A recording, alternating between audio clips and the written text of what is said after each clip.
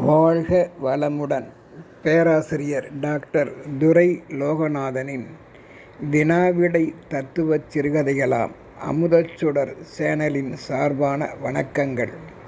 என் கதைகள் வெளிவர உதவிடும் யூடியூப் நிறுவனத்தார்க்கும் நண்பர்களுக்கும், என் கதைகளுக்கு நாளுக்கு நாள் அதிக ஆதரவு தந்து வருகின்ற ரசிகப் பெருமக்களுக்கும் வணக்கங்கள்.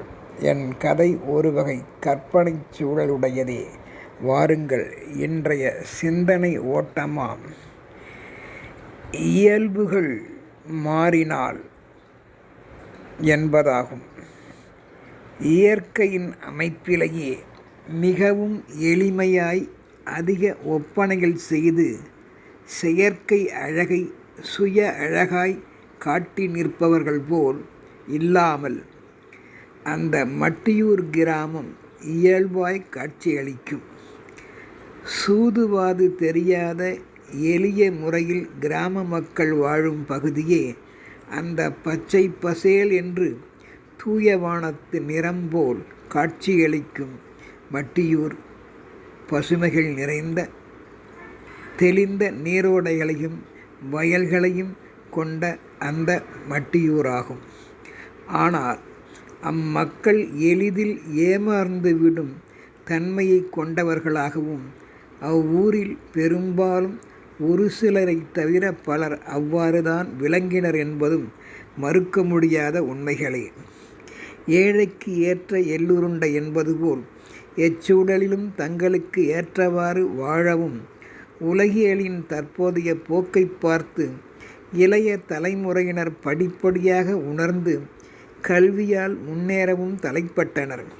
அப்படிப்பட்ட முன்னேறி வரும் குடும்பத்தில் பிறந்தவன்தான் திருச்செல்வம் என்பவன். ஆரம்பத்தில் இவனுக்கு ஏற்றவாறு புத்திமதி சொல்ல, அப்போது அவனுக்கு ஏற்படும் அச்சங்களை போக்கிட சரியான பெற்றோர்களாக அவனுக்கு அமையவில்லை. அவனது செயற்பாடுகளையும் அப்பாவித்தன்மையும் மற்றவர்கள் நேரடியாக காண்கின்ற போது அவ்வாறுதான் எண்ணத் தோன்றும். திருச்செல்வத்தின் பெற்றோர்கள் கணேசனும் ரங்கம்மாளும் ஓர் அப்பாவிகள் என்றே சொல்ல வேண்டும். எப்படியெல்லாம் எதிர்காலத்திற்கு ஏற்றவாறு வாழ வேண்டும், சரி செய்து கொள்ள வேண்டும் என்கின்ற ஏற்பாடான சுய புரிதல்கள் இல்லாமல் வாழ்ந்தனர்.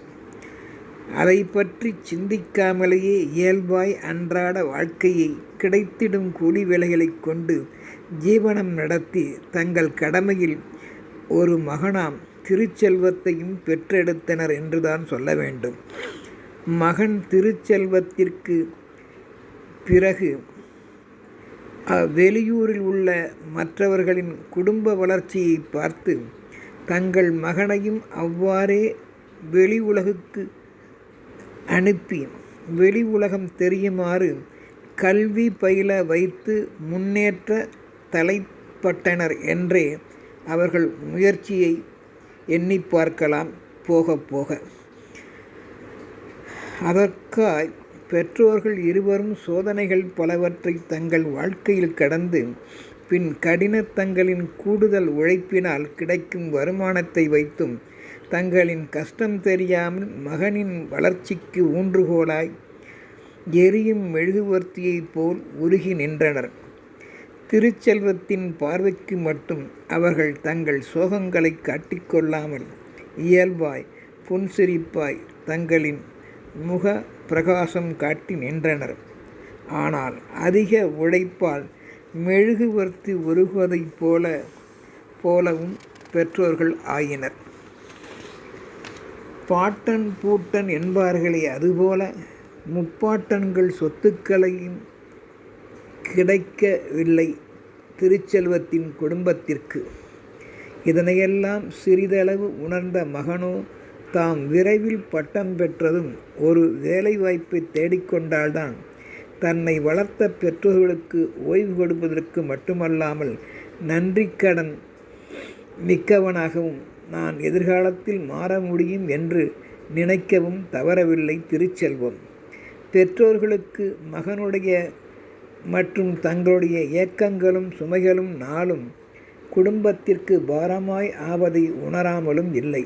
வாழ்க்கையே போராட்டம்தானே. தங்கள் வாழ்க்கைக்கு அன்றாடம் தேவைப்படும் பொருள்களைக் கூட வாங்கிட முடியாத சூழலாம். கூலி வேலையும் கிடைக்காமலும் சில வேலைகள் அமைந்துவிடும். தாங்கள் பட்டினி கிடந்தாலும் இருக்கின்ற பழைய அமுதினை பிள்ளைக்கு அளித்துவிட்டு பானையில் ஒட்டியிருக்கும் சோற்று பசியில் தண்ணீர் கலந்து அதை ஒரு கலக்கு கலக்கி ஆளுக்கு ஒரு டம்ளர் வீதம் பருகி மகனும் அதை அறியாதவாறு சில நாட்களில் தங்கள் ஜீவனத்தை நடத்தினர் பெற்றவர்கள். ஏழ்மையிலும் தங்கள் வறுமையை வெளிக்காட்டிக் கொள்ளாத மட்டியூரின் அந்த பெற்றோர்களை இதயமுள்ளவர்கள் போற்றித்தான் ஆக வேண்டும். எவரிடமும் சென்று யாசகம் பெறவும் கைமாற்று பெறவும் இவர்கள் குடும்பத்தினர் தயங்கினரா அல்லது பயந்தார்களா என்று கூட நம்மை எண்ண வைத்துவிடும். அப்படி ஒரு தன்மான சிங்கங்கள் திருச்செல்வத்தின் பெற்றோர்கள் என்றுதான் சொல்ல வேண்டும். ஒரு வகையில் பொறுமைக்கும் பெருமைக்கும் இவர்களே எடுத்துக்காட்டு. அப்பாவிகள் என்றும் பலர் எண்ணத் தோன்றும் இவர்கள் செயல்பாடுகள் கண்டும். எப்படியோ ஏழ்மையிலும் ஒரு நல்லது போல் படித்து பட்டமும் பெற்றவன் திருச்செல்வம். தனது வேலைவாய்ப்பிற்காக பலரையும் அணுகி தங்களிடம் முறையிட்டான், தக்கவர்களிடமும் முறையிட்டான்.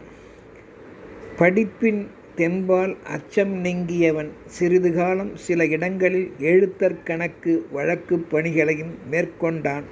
தனக்கு ஒரு நிலையான பணி வாய்ப்பு கிடைக்கும் வரையில் ஓரளவு வருமானம் அவ்வப்போது தினந்தோறும் கிடைத்த வேளையில் அதனை பெற்று குடும்பத்திற்கு உதவினாலும் பெற்றோர்களது முதுமை இயலா தன்மைகள் அவனை மிகவும் மனதளவில் வாட்டிற்று. அவர்களுக்கு ஏற்றவாறு கவலையை போக்க தனக்கு நிம்மதியான வேலைகள் நிரந்தரமாக அமைய வேண்டுமே என்று இயல்பாய் நினைத்து ஏறி இறங்கி வேண்டாத தெய்வங்களோ வேலைவாய்ப்பு ஏறி இறங்காத படிகளோ இல்லை. கிராமிய வாழ்வை விட்டு விரைவில் நகரத்திற்கு சென்று குடியேறிடவும் அவன் மனம் மேலும் போராட்டத்திற்கு உள்ளாகியது. கனவில் நடைபெறுவது எல்லாம் நனவில் வந்தாலும் செயல்படுத்த முடியாமை அவனை மனச்சுமைக்கும் ஆளாக்கிற்று. முதலீடு போட்டு ஒரு பணியை ஏற்படுத்தி கொள்ளலாம் என்று நினைத்தாலும் அதற்கும் ஒரு வாய்ப்பு இல்லாமல் அவனது ஏழ்மை வேலையின்மை பாடாய்படுத்திற்று. அவனது முகவாட்டத்தை கண்ட பெற்றோர்கள் முன்னோர் சொத்துக்களில் நமக்கு முறையாய் கிடைக்க வேண்டியதையும் அப்போது போராடி நாம் பெற்றிடாமல் சிலரின் மிரட்டல்களுக்கு உறவினர் மிரட்டல்களுக்கு பயந்தும் தாங்களும் ஒரு துணிவு கொள்ளாமலும் வாதிட சந்தர்ப்பத்தை ஏற்படுத்தி கொள்ளாமலும் போன அக்கால அப்பாவித்தனத்தையும் நினைத்து பயந்து வாழ்ந்த அந்த கிராமிய வாழ்க்கையையும் தற்போது நினைத்தால் கூட அவர்களுக்கு பெருத்த சுமையாகவே இயல்பாய் அமைந்திட்ட தற்போதைய வாழ்க்கை. அதனை உணர்ந்த திருச்செல்வம் தன் கல்வி அறிவால் பெற்றோர்களை பார்த்து மனதிற்குள் கொடுவாளினை எடடா கொடியோர் செயல் அறவே என்று அப்போது நினைக்க தோன்றவில்லையோ நம் பெற்றோர்களுக்கு? சொந்தங்களுக்கு பயந்து தங்கள் சொத்துக்களை இழந்து அனாதையாய் தற்போது நிற்கின்றார்களே, கேட்க துணிவில்லாமல் முன்பு போயினரே என்று எண்ணிக்கொண்டான். தங்கள் துன்ப சூழ்ந்த போராட்டத்திற்கு இடையிலே பெற்றோர்களது இயல்பான சுபாவங்களோ கிடைக்க வேண்டிய முன்னோர் சொத்துக்கும் வழியில்லாது போனதே. அந்த சுபாவங்களால் பயந்து கிடைக்குமா கிடைக்காதா என்று எதிர்பார்த்து வாழ்வதை விட வாழ்க்கையை போராடித்தான் வென்றிட வேண்டுமென மனதாலும் அதன்படி செயலாலும் எழுந்து நின்றவன் திருச்செல்வம். அந்த எழுந்து நின்றவன் முதியோர் பாதுகாப்பு எண்ணியவன். அதாவது முதியோர் பாதுகாப்பு இடத்தினை எண்ணியவன் அரசின் வழியே தக்கவர்களின் உதவியை நாடி பெற்றோர்களுக்காக முறைப்படி அந்த முதியோர் காப்பகத்தை விண்ணப்பித்து மாதம் ஒரு முதியோர் உதவித்தொகை கிடைக்குமாறும் ஏற்பாடு செய்துவிட்டான் பெற்றோர்களுக்கும் பாதுகாப்பு செய்துவிட்டான். மனம் இருந்தால் மார்க்கம் உண்டு என்பதற்கு ஏற்றவாறு பிற்பாடு தற்போது கிடைக்கும் எழுத்தர் போன்ற சில பணி வாய்ப்புகளே போதும் என்று மனம் கொண்டிடாமல் உயர்ந்த வாய்ப்பினை எட்டிப்பிடிக்க வேண்டுமென்ற உறுதியுடன் வீட்டிலேயே முடங்கி கிடக்காமல் வேலை வாய்ப்பை தாம் தேடிக்கொள்வதை விட நம் திறமையால் வேலைவாய்ப்பு நம்மை தேடி வருமாறு செயல்கள் பல புரிந்து தன்னை இன்னார் இன்ன வழியில் தன் திறமை உள்ளது என்பதை கல்வி அறிவால் தன் எண்ணம் சொல் செயல் வழியாக சமூகத்திற்கு தெரிவித்து அடையாளப்படுத்தி கொண்டான். மேலும் பல இடங்களுக்கு சென்று கள ஆய்வும் மேற்கொண்டவன் அங்கு அவ்விடத்து அந்த வேலையின் நுட்பம் தெரியாது நின்றவர்களிடம் தானே முன்வந்து 4 மணி நேரத்தில் முடிக்க வேண்டிய அந்த பணிகளை 1 மணி நேரத்திலேயே முடித்திடவும் வழிகாட்டினான். முன் அனுபவம் இல்லாமல் யாரிடமும் முகம் கொடுத்து பேசிடவும் அஞ்சி அஞ்சி வாழ்ந்த அந்த இயல்பான பழைய இயல்பை துணிவே துணை என்று மாற்றிக்கொண்ட திருச்செல்வத்திற்கு வாழ்க்கையில் எப்படியும் போராடி வெல்லலாம் என்ற நம்பிக்கை பிறந்தது. தன்னிடமிருந்தும் பூனை பிறரிடமிருந்தும் தனித்து வாழ வேண்டும், பிறரை நாடக்கூடாது என்று எண்ணியவன் பூனை கண்களை மூடிக்கொண்டது போல் முயற்சி மேற்கொள்ளாத அப்போதைய பழைய இயல்பான வாழ்க்கையில் அவர்களுக்கு உலகமே இருட்டாகத்தான் தெரிந்தது. பூனை எண்ணுவது போல அப்போது கிணற்றுள் தவளை போல இயல்பாகவே உலகம் அறியாது வாழ்ந்தனர். அதாவது தாம் பார்த்திட்ட அப்போதைய கிராமிய வாழ்க்கையை நிதர்சனம் என்றும் அப்பாவிகளாக முன்பு யாவரும் வாழ்ந்தனர் அவர் குடும்பத்தினர். கிணற்று தவளை அதனை விட்டு வெளியேறும் போதுதான் உலக வெளிச்சமும் பிற தன்மைகளுமே கிணற்று தவளைகளுக்கும் புரிவதைப் போல இருந்தது திருச்செல்வத்திற்கு. புத்தி கூர்மை என்னும் டார்ச் லைட் வெளிச்சம் கொண்டு வெளி உலகத்தை அணுகியதால் பின்பு பலருக்கும் உதவிடும் அவனது தன்மைகளும் தொழில்நுட்ப அவனது கருத்துக்களும் மயங்கிய பல நிறுவனங்கள் நான் நீ என்று தற்போது போட்டி போட்டு கொண்டு திறமை மிகுந்த அந்த திருச்செல்வத்துக்கு பணி வாய்ப்பை நிரந்தரமாக கொடுக்க அவர்களே முன்வந்தனர்.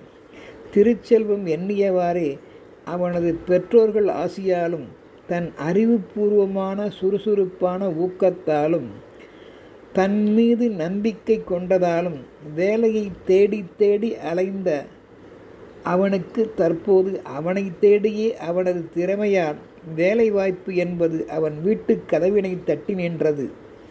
பயம் சோம்பல் நீங்கிய அவனது விடாமுயற்சியால் வாழ்க்கை போராட்டத்தில் வெற்றியும் கண்டான். எனவே இக்கதை தொடர்பு வழி நாம் அறிய வேண்டியது, எவருமே முடியாது என்று முடங்கிவிட்டால் வேதனைதான், முடியும் என்று எழுந்துவிட்டால் சாதனைதான். எழுந்து சாதனை புரிவோமே. வாழ்க வளமுடன்.